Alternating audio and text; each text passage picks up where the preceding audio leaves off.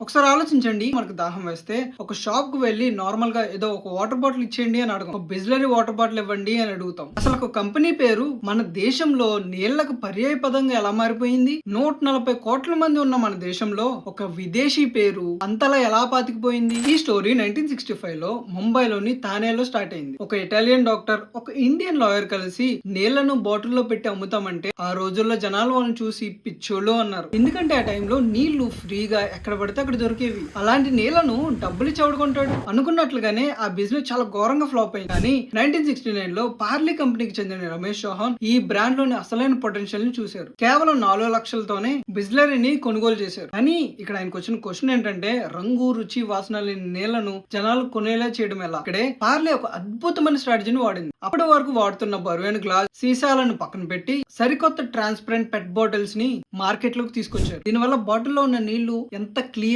And అంత clean గా ఉన్నాయో జనాలు డైరెక్ట్ గా చూడగలిగారు. నమ్మకం అక్కడే స్టార్ట్ అయింది. అంతేకాదు ప్రయాణికుల కోసం తక్కువ ధరకే 500 ml బాటిల్స్ తీసుకొచ్చారు. దీంతో సేల్స్ ఏకంగా 400% పెరిగాయి. ఆ తర్వాత ఇళ్ల కోసం, ఆఫీసుల కోసం 20 లీటర్ల క్యాన్స్ ని పరిచయం చేసి సామాన్యుడి బడ్జెట్ కి ప్యూర్ వాటర్ ని అందుబాటులోకి తీసుకొచ్చారు. బస్ స్టాండ్లు, రైల్వే స్టేషన్లు, చిన్న చిన్న కిరాణా షాపుల్లో బిస్లరీ బాటిల్స్ తో నింపేశారు. ప్లేట్ సేఫ్ అంటూ ఆరోగ్యం, పరిశుభ్రత అనే కాన్సెప్ట్ ని జనాల మైండ్ లోకి ఎక్కించారు. ఈ రోజు ప్యాకేజ్డ్ వాటర్ మార్కెట్ లో 60% కన్నా ఎక్కువ షేర్ తో మార్కెట్ లో దూసుకుపోతుంది. మార్కెట్ లో ఎంతో మంది దీని పేరు కాపీ చేసి అమ్మాలని చూసినా బిస్లరీ ఐకానిక్ ట్యాగ్ లైన్ చెప్పినట్టు హర్ పానీకి బాటిల్ బిస్లరీ నహి హోతి. ఒకప్పుడు పిచ్చితనం అనుకున్న ఆలోచనను పార్లే ఒక సక్సెస్ఫుల్ బ్రాండ్ గా మార్చి చూపించింది.